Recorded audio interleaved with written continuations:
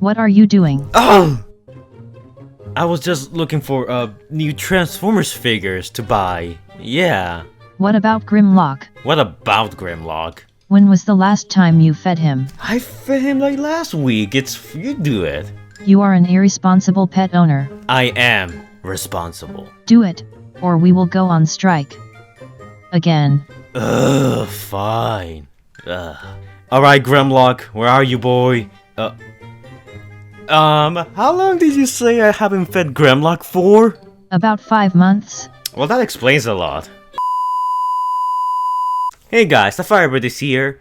Welcome to Wasted Potential. This is we take a look at our favorite and not so favorite characters in any kind of media and talk about the wasted potential they had in the film itself. Now, today I'm going to be talking about Grimlock, and now I know I haven't done one of these in a long time. But that's because, well, A, I kinda grew bored of doing wasted potential for a little bit, and 2, the last couple of videos didn't do that well, so I was not that motivated to keep on going. But it's been a decently long time, so I think it's time to bring back this series in full force. And what better character to start the series revival with than Grimlock himself, specifically Age of Extinction and the Last Night version. Now, something I want to mention is that I also plan on doing other Grimlocks and other Transformers that are not from the Bayverse, so expect me to do some videos about that. Maybe even I'll move on to some other series like Star Wars. Kylo Ren, I'm looking at you. But anyways, Grimlock is a character that a lot of people were hype about in Age of Extinction. And in Age of Extinction, he appeared for like a short amount of time. Honestly, I don't have that much problem with Grimlock in Age of Extinction, but the Last Night is where I have a problem with. And in this video, I will be primarily talking about Grimlock, his appearances on the film, how he was wasted, what would I have done differently with him to make his appearances work in the movies, and stuff like that.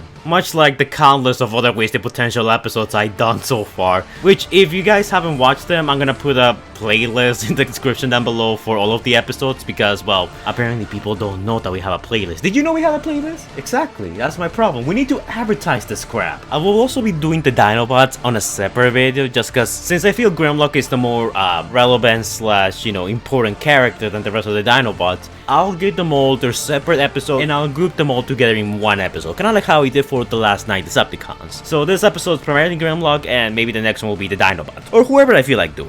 So yeah, sit back, relax, and enjoy this episode talking about Grimlock's Wasted Potential.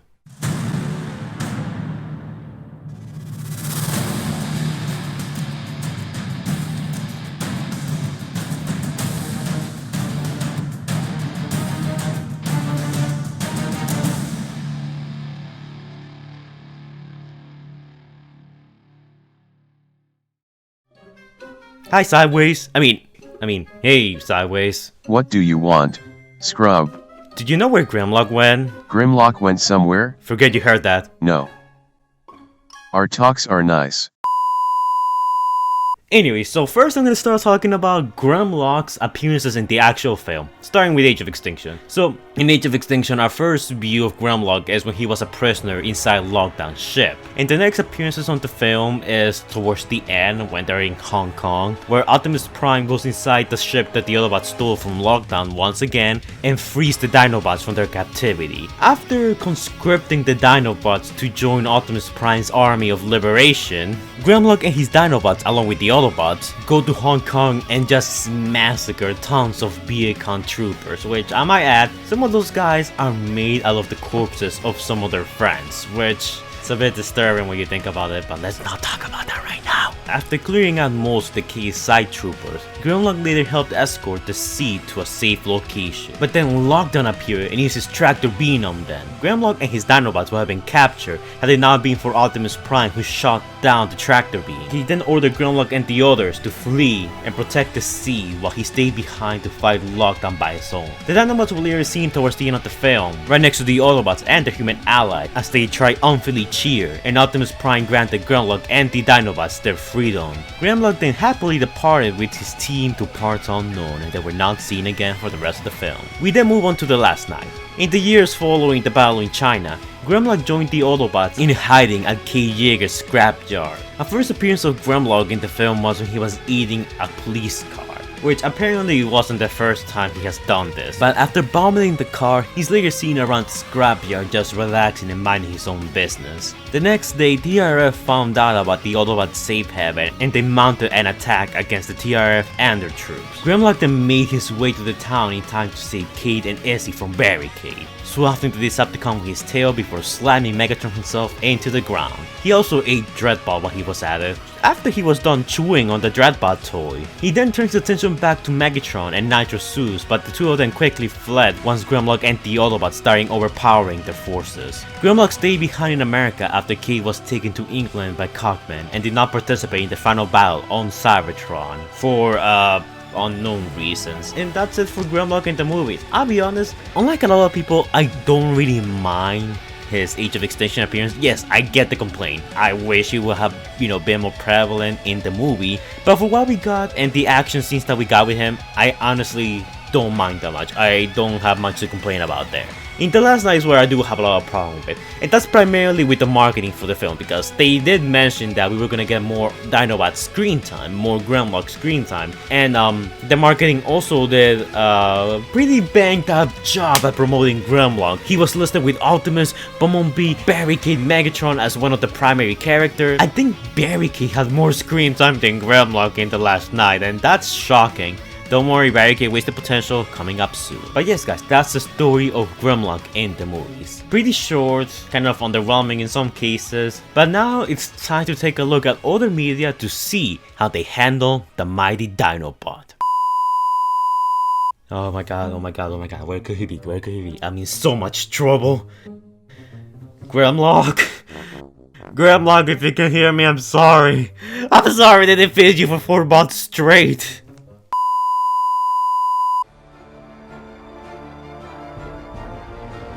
Now, Grimlock makes an appearance in the How to Ride Your Dinobot cartoon. Yes, it's basically Mad Optimus Prime trying to teach the audience how to ride your Dinobot and failing at it. It's actually kind of funny. I think you should check it out if you get the chance. They're on YouTube. His next appearances are in the Creo cartoon. Yes, there's a cartoon. The first one, called Take Us to the Movies, is basically Optimus Prime recounting the events of all the previous Transformers movie in preparation for the 4th movie, and when he's about to spoil the 4th movie, it's interrupted by beeping of an unknown origin. We later find out that it was Grimlock dialing a pizza company, since Optimus Prime kept talking so much the Dinobot got hungry, and later proceeded to exterminate the remaining Decepticon troopers. His next appearance will be on the Creo Dinoforce commercial, where Optimus Prime and Grimlock burst into a bunch of Beacons building the Galvatron Battle Factory set. Grimlock announced that it was dinner time and used his tractor beam, yes he has that now, don't ask questions, to draw his victims to his maw. He also stomped down on Lockdown and kicked his head away. And our final appearance of Grimlock, at least the last one that matters, will be the Rise of the Dark Spire radio game. When Bumblebee and Drift were ambushed by Lockdown and his troops, Grimlock came to help the Autobots. The Dinobot forced the enemy to retreat and clear passage to Lockdown's base. With Drift distracted by Lockdown's troops, Optimus and Bumblebee made their way to Lockdown. With their mutual enemies near defeat, Grimlock ran off to hunt some of the fleeing mercenaries. And he's never heard from again. Like, no, seriously, we don't even know where the Autobots met Grimlock. How long has Grimlock been on Earth? Is this canon to Age of Extinction? The answer is no, obviously, but you get the point, you get what I'm trying to say here. This is supposed to be a sequel to the Dark of the Moon game. How did we get from there to this? Makes no sense. Rise of the Dark Spark Wasted Potential coming soon. Rated PG-13. I think that out of all the characters in the Wasted Potential series I covered so far, Grimlock's out of film material is so strange. When it comes to the How to Ride Your Dinobot, franchise and the Creo stuff, you can tell that Hasbro by this point started going for a more kid-friendly route. And that even shows in some of the toys, since they took more of a simplistic look to them. And then we got Rise of the Darkspark, which that deserves a Wasted Potential video of its own. But the game was pretty awful, and it didn't explain anything about Grimlock. Like, I remember being excited for Rise of the Darkspark because I was really curious to see what kind of info the game could give me on the movie early. And all that I got from it was that Lockdown's probably gonna be the main villain, and Grimlock's really overpowered, and that's about it. Which, yes, I have a lot to say about that game, but this is not the place for it. Time to move on to the next section. How would I have handled Grimlock? Have you seen this Dinobot? No. Have you seen this Dinobot? No. Have you seen this Dinobot? Yes. Where? Tell me, where is he? The city junkyard.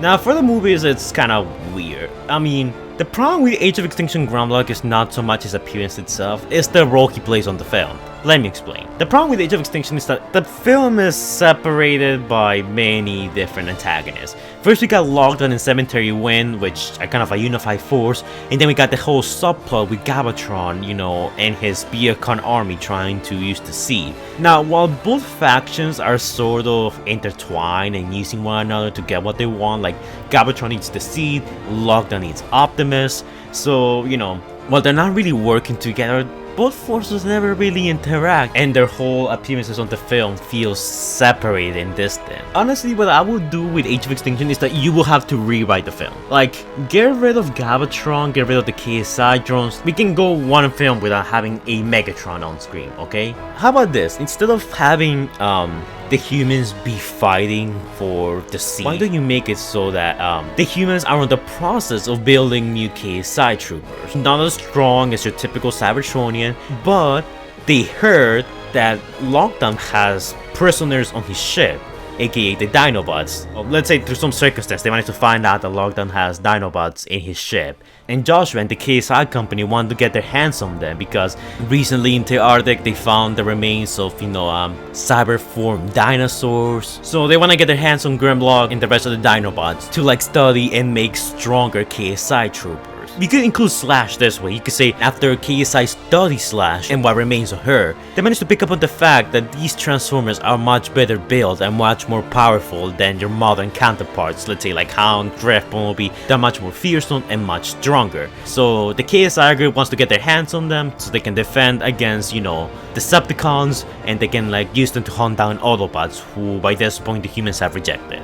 KSI wants to get their hands on them, and Lockdown says, okay, I'll hand over their leader, Grimlock, if you give me Optimus Prime so I can deliver to the creators. One Transformer for another Transformer. That way Grimlock is a bit more on the front of the film. Like he's like actually part of the plot. He's the guy that people are fighting over. The film could be about Grimlock learning to trust the Autobots and maybe, you know, learning to trust the humans. The ending of the film and the final villain will still be Lockdown, but I feel like the Autobots will also need an army to contend with, so we have a pretty good action set piece towards the end. As much as I don't like how the KSI troopers and Galvatron were kind of, you know, shoved into the film, I sort of do like their participation in the movie because it gave us a really epic action scene in the Hong Kong battle. But you don't really need the KSI troopers. You could say that Lockdown has an army of mercenaries, which he does. He does have an army of mercenaries, he has an army of ships. Maybe you could even say that once Grimlock and the Dinobots get free, the creators won, you know, Optimus Prime and maybe even the Dinobots back. So they gave Lockdown some reinforcements. Hell, the creators have a whole armada of ships they used at the beginning of the film. Why not bring those back? So our final battle will be an army of, you know, maybe Sharkticons. That would be cool. Look, Sharkticons versus Dinobots. That could be insanely cool, and that will also justify why Hong Kong could be our final battle. Sharkticons are, you know, aquatic, inherently aquatic. So why not make it so those ships deploy Sharkticons into the water and they start devastating boats and ships and stuff like that, and eventually they make their way to land. Optimus Prime and the Autobots maybe not wanting to stay out of this and thinking that the humans are innocent and stuff like that, like when I jump in and stop them. And one of the main plots for the final battle could be Grimlock and the Dinobots being reluctant to help the humans because the humans were basically gonna, you know, use them for experiments and stuff. If you want, you could also throw the KSI drones in there, but that's just one idea how Age of Extinction could be rewritten so Grimlock and the Dinobots not only have more screen time but agency in the film itself. Now for the last night. For the last night, how I would change things is that have the Dinobots be absent from any promotional material. Well, have them be there, but like very loosely, not a lot. Like make it clear that the Dinobots are not gonna have that much screen time. The Dinobots, for all intents and purposes, are sitting this one out. Now, if you decide to go this route, then the Dinobots, what I think you should do with them, don't have them be in America. No, don't do that. I think what you should do is that have the Autobot resistance in the junkyard be like the underground railroad basically. They're a group of like Autobots and humans working together trying to help Cybertronians, aka Autobots, and maybe the Decepticons who decide to switch sides or decide to stop, waging war against humanity, relocate to safe places like Cuba or maybe even some deserted island somewhere. And just say that they did that for the Dinobots. The Dinobots were being hunted down after Age of Extinction because Transformers were declared illegal on Earth. So just have a throwaway line saying that the Dinobots are on Dinobot Island and have a group of Autobots. Maybe you could even have a small cameo from someone from the previous movies like Mirage acting as an agent keeping an eye on the Dinobots, being like, hey, this is Mirage, just checked on Grimlock and his Dinobots. They're all still safe on Dinobot Island. The humans haven't interfered yet. And occasionally, once Cybertron starts getting closer to Earth, you could go back to Dinobot Island, seeing how the Dinobots are reacting to basically Cybertron falling from the heavens. That could be an interesting visual. And it will also excuse them for not participating in the final battle. But anyways, I'm done talking about how we'll have fixed him in the movies, and now it's time to rank Grimlock in the wasted potential scale. Grimlock, put that down. Don't give me attitude. We're going back home. What did you mean? Okay, look, so I forgot to feed you for a long time, but in my defense, I was very busy, okay? Alright, whatever. I don't need you. He'll be back. Yeah, he'll be back. Oh man, who am I kidding? Grandma, get back here, please!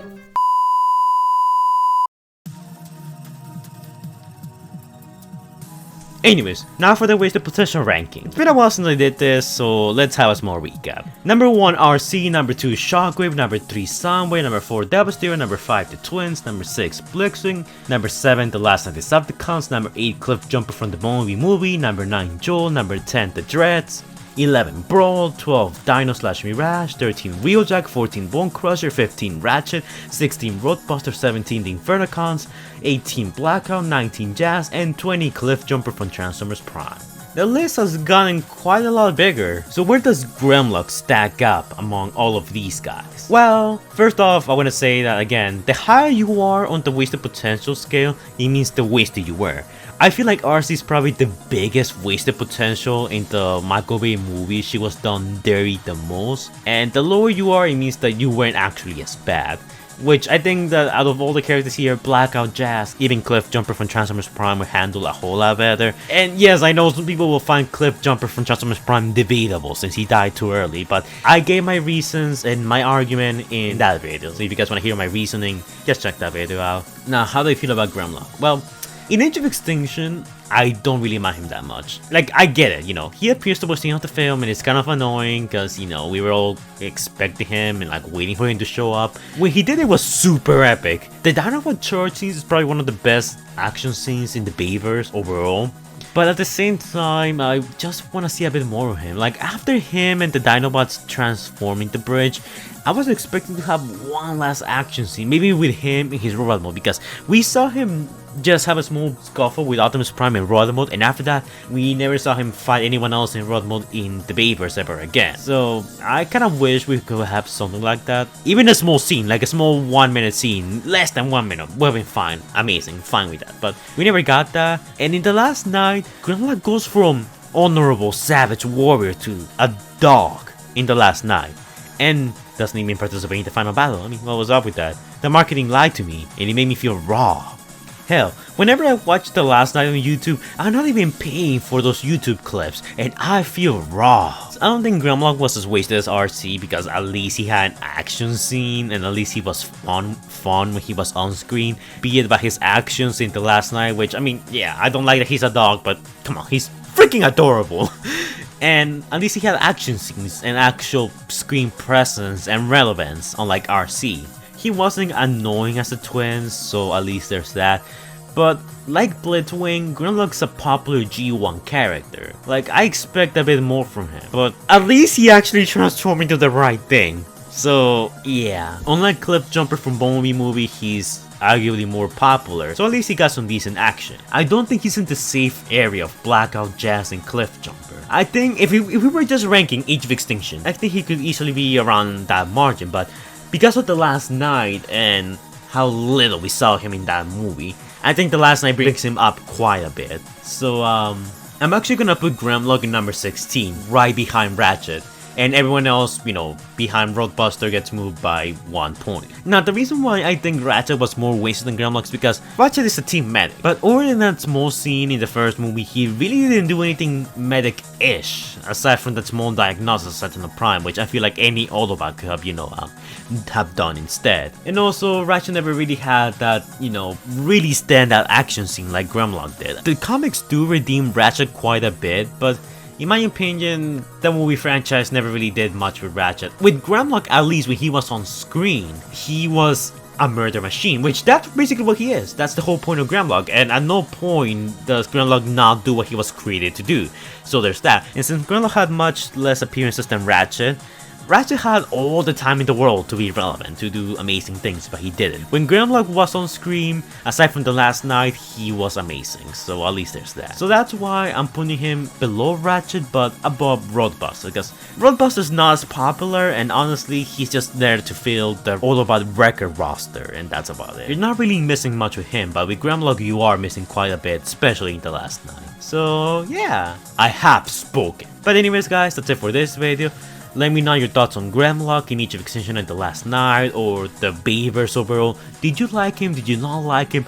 What would you have done differently with him? And are you okay with me putting him at number 16 with the Wasted Potential scale? Personally, I already said my piece. I don't think Grimlock was that bad, but you could have definitely done more with him. We had worse characters. I'm gonna do Wasted Potential more frequently. I'm being serious this time. I'm not gonna take a year break, okay? Next episode, I'm thinking of either taking a break from Transformers and trying out a Wasted Potential from a different franchise. I have two people in mind, Kolo Khan from Mortal Kombat or Kylo Ren from Star Wars. I might do either one of them and then move on to more Transformers characters. If you guys have a character that you want me to cover in the Wasted Potential series, feel free to let me know in the comments down below. I'll keep it under consideration. And if you guys want to see any of the 20 episodes of this series that I have done so far, link to the playlist will be in the description down below and in the comments down below for you to check out. So yeah, like, comment, and subscribe, and I'll see you guys in the next video. Stay safe, guys. Grimlock, look, I know I wasn't the best pet owner, but I'm so sorry for not feeding you this entire time. I should have been more careful and attentive and... Hey, I'm trying to be nice right now. Why do you have to insult me like that? But yes, it's my fault. I'm so sorry. Can you please come back to the fold? I promise I will actually feed you this time and not forget. And take you out for walks. And get you a Dreadbot to chew on. And harass Squeaker whenever you feel like it. What? No, my money's off limits, man. Oh my god, this is gonna hurt. Just do it. It's good to have you back, buddy. But anyways guys, shout out to our patrons: TrueBlue712, Stitch Productions, Stephanie Baller, Christopher Prime, Pelican Hunter Plays, Mario Gordon, our newest patron Allspark Studios, and of course the absolute madman himself, Jordan the Great, who donated $100. Thank you guys for your support. I tip my fedora in gratitude and put on my Supreme Gentleman sunglasses in your honor. Link to our Patreon and their channels is gonna be in the description down below. Make sure to go check out their channels. A lot of these guys actually do some pretty cool content, even Transformers content that you might like. And if you guys want to shout out your subs, all you gotta do is donate to our Patreon. By donating to our Patreon, you get quite a few rewards. You can collab with me in some of my videos, you get exclusive roles on my Discord server, or even request your own videos. Maybe even appear in some of them if you choose to. And I'm thinking of adding more rewards as time goes on. So yeah, it's a pretty good deal. But keep in mind that it is completely optional and we don't force anyone because freedom is the right of all sentient beings. So yeah, thank you guys for donating, it's much appreciated. And I'll see you guys on the next one. Bye.